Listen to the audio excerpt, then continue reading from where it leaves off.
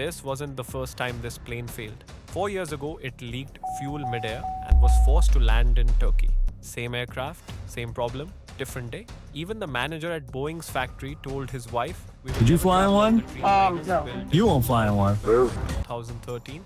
Metal scraps left inside, faulty parts, corners cut to save money. But no one stopped it. No one grounded it. And on June 12th, that same Dreamliner slammed into a college hostel in Ahmedabad, killing almost everyone on board. Now the question is, how did every system fail at once? And who's really to blame? Let's find it out in depth. The weather is clear, not a single cloud in the Ahmedabad sky, no crosswinds, no turbulence, nothing unusual at all. It feels like the kind of day made for flying. The pilots are ready. Captain Sumit Sabharwal sits in command. Over 8,200 hours of flying experience behind him. Next to him is First Officer Clive Kunder, younger with around 1,100 hours, but sharp. This isn't their first flight of the day. They've already flown this same Dreamliner from Paris to Delhi and then from Delhi to Ahmedabad just this morning. No red flags, no strange reports. Everything's been smooth so far. At 12:20 p.m. refueling starts. It takes 42 minutes, slightly more than average, but understandable for a long-haul flight with full payload. While fuel is being pumped in from one side, passengers are boarding from the other. 242 people in total, 230 passengers, 10 crew members, and the 2 pilots. Every seat is filled. No one suspects a thing. And why would they worry? The aircraft, a Boeing 787-8 Dreamliner, one of the most advanced jets in the world. Twin General Electric Gen X engines, fly-by-wire controls and built-in system redundancy. It's sleek, efficient, trusted, nicknamed the Dreamliner for a reason. Clean record, no faults, no alerts, everything about it is safe. At 1:31 p.m., the aircraft begins rolling toward runway 23. 3 minutes later, at 1:34 p.m., they get clearance from ATC. By 1:38 p.m., all pre-flight checklists are done. Fuel, weather, flight systems, everything's green. Then at 1:38 and 41 seconds, the plane lifts off. At 1:38 p.m., the Dreamliner lifts into the sky, and within seconds, it climbs to just 625 feet. That's it. It doesn't go any higher. The pilots reach out to ATC, a quick call. Mayday, mayday, mayday. Something is failing, fast, and just like that, radio silence. ATC tries to reconnect, calls again, nothing, no response. Then, at 1:39 and 13 seconds, the Dreamliner begins to fall. The climb stops, the nose tips, just 34 seconds after takeoff, only 1.5 kilometers from the runway. The aircraft slammed into the BJ Medical College hostel in Megani Nagar. Students inside the canteen don't even realize what's happening. They hear a roar, a flash, then the walls explode, windows shatter. People jump from upper floors just to survive. In under 1 minute, a brand new Boeing 787 goes from liftoff to fireball. How one man survived? Out of 242 people on that flight, only one survives. Vishwas Kumar Ramesh, sitting on seat 11A, right next to the emergency exit. When the plane slams into the BJ Medical College hostel, fire breaks out instantly. Most of the aircraft is torn apart, but by some miracle, the section where Vishwas is seated doesn't catch fire. It lands in a way that leaves a small gap near the emergency door, just wide enough to crawl out. In those first few moments, Vishwas doesn't know what's happening. His arm is broken, ribs bruised, body scraped by glass and twisted metal, but his legs move. He unclips the seatbelt, pulls himself up, and barefoot, bleeding, stumbles through smoke and debris until he reaches a nearby road. Locals rush toward him in shock. "Did you fall from the plane?" one asks. He stays silent. Not because he didn't hear, but because even he can't believe he's alive.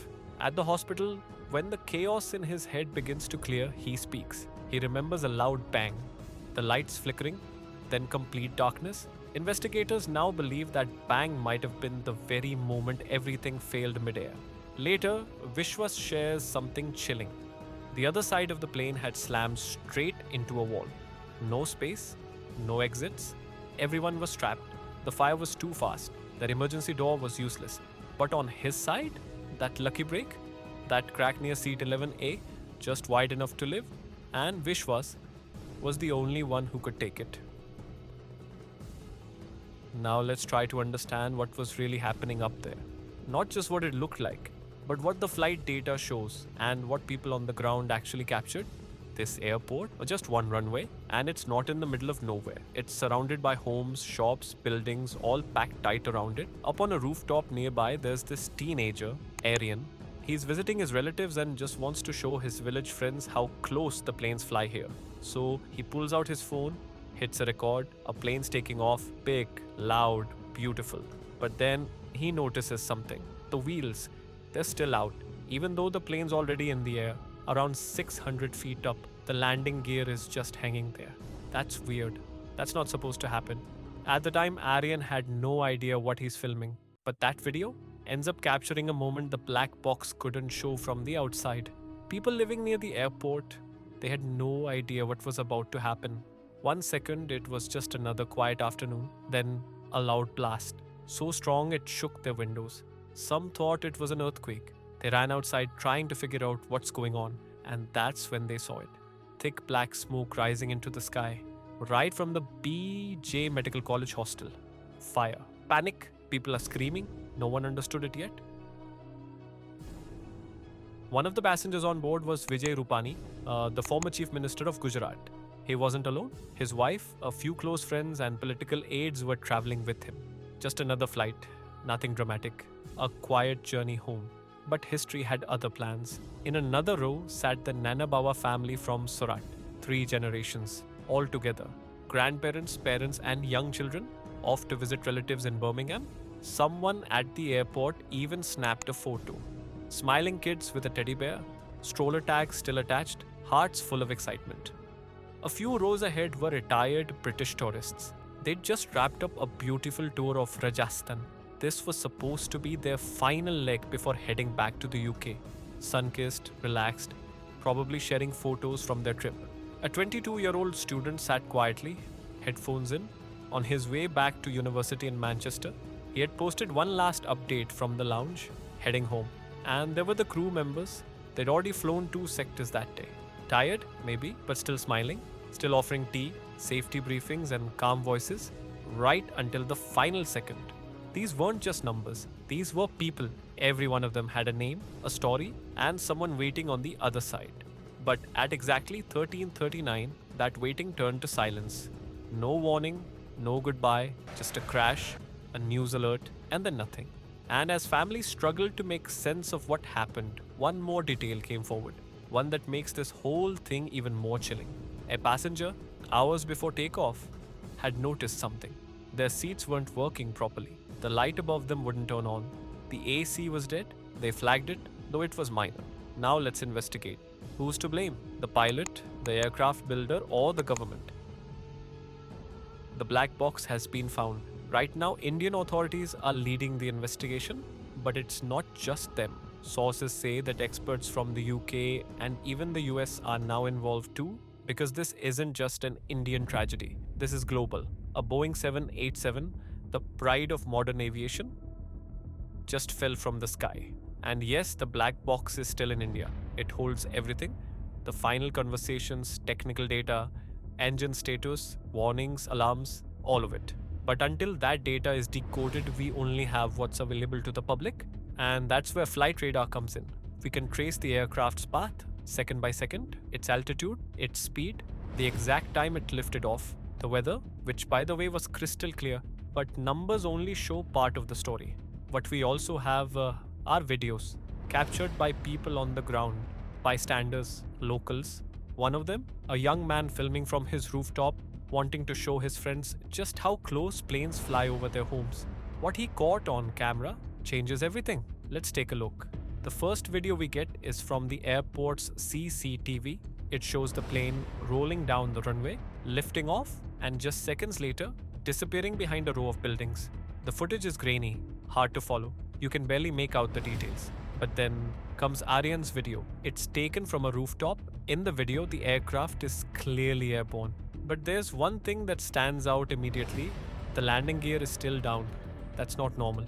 See, right after takeoff, the very first thing a pilot usually does is retract the landing gear. Why? Because extended landing gear creates drag. It slows the plane down and makes it harder to climb. Keeping it out in the open is like trying to run with a parachute tied to your back. But here, the plane is already hundreds of feet in the air and the gear is still out. And that's not all. Look closely. The flaps, those movable panels on the wings, aren't fully deployed either. Now, for those wondering, what are flaps? They're part of the wing system, designed to increase lift during takeoff and landing. When flaps extend, they change the shape of the wing, helping the plane rise at lower speeds or descend more safely when landing.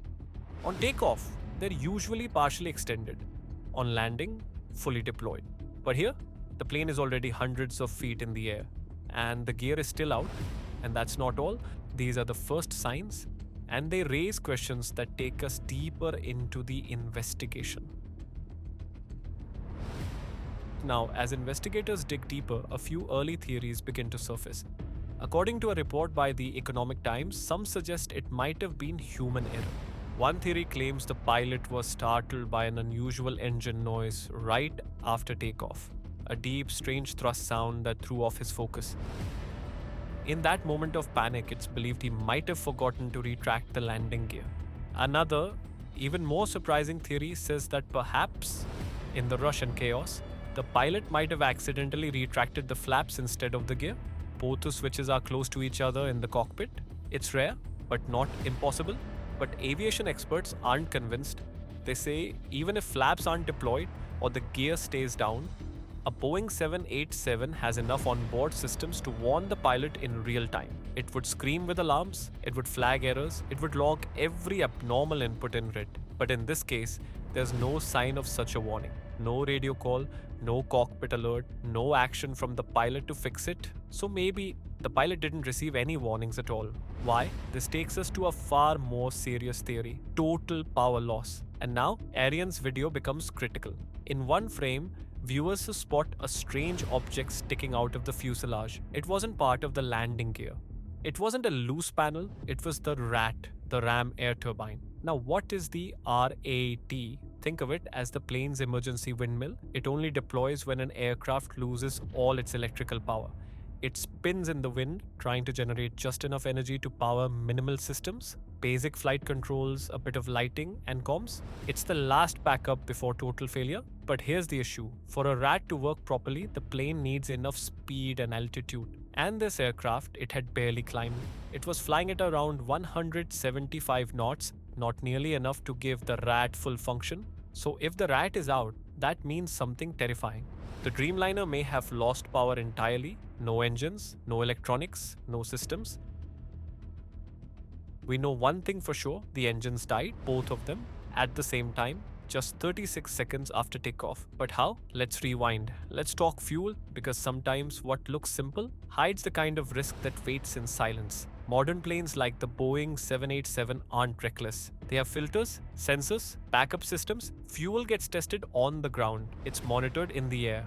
It's washed constantly. So for bad fuel to sneak in, that's like rolling 100 billion-sided dice and still losing. Almost impossible, but not unheard of. And here's the twist. Both engines went out together, exactly together, not one after the other. That only happens when the failure is shared. Fuel is one of those shared systems. Now add another piece. The heat, 43 degrees Celsius on the tarmac. Engine still hot from an earlier flight, quick turnaround, no long break. Ever heard of vapor lock? It's when fuel turns to gas before it reaches the engine. Not the burnable kind, the kind that chokes. Engines don't get what they need, they start gasping. And then thrust drops, altitude freezes, the plane sinks. It's rare, really rare. But in extreme heat with hot lines and a ticking clock, possible. Scary, but possible. There's another theory too: compressor stall or air starvation. Fancy terms, but in simple words, it didn't fit. There was no loud bang, no fireball, nothing in the videos or audio suggests that kind of failure. So experts, they're crossing that off, which brings us back to the quiet suspect: fuel. Still under the spotlight, still raising questions, because if it was the fuel, how did it slip through all the checks? We've been circling around theories like birds over a crash site, fuel issues, mechanical faults, pilot error. Each one seems logical at first, until you dig deeper. But here's the question that's still echoing. How do both engines fail? Not gradually, not with warning, but suddenly, together, 36 seconds after takeoff? That kind of failure isn't supposed to happen. Not on a Boeing 787 Dreamliner. This jet is built to survive chaos. It's packed with backups. Twin Jenks -1B turbofans by General Electric, each one able to run on its own, redundant wires, dual flight computers, emergency protocols. Even if one side shuts down, the other should still keep going. That's the whole point of modern aviation, and yet AI 171 didn't just falter, it shut down. Clean. No fire, no explosion, no smoke, just silence. It's like the plane was perfectly fine until it wasn't. That's what makes this so unsettling.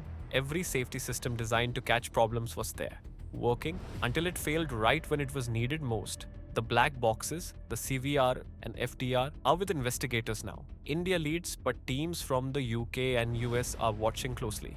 Even Boeing is digging through every line of code, every circuit. There's a DVR on board too, possibly holding video from inside the cabin. What passengers saw, heard, maybe even felt. But until it's analyzed, we're stuck in the dark. Just data, just guesses, just silence.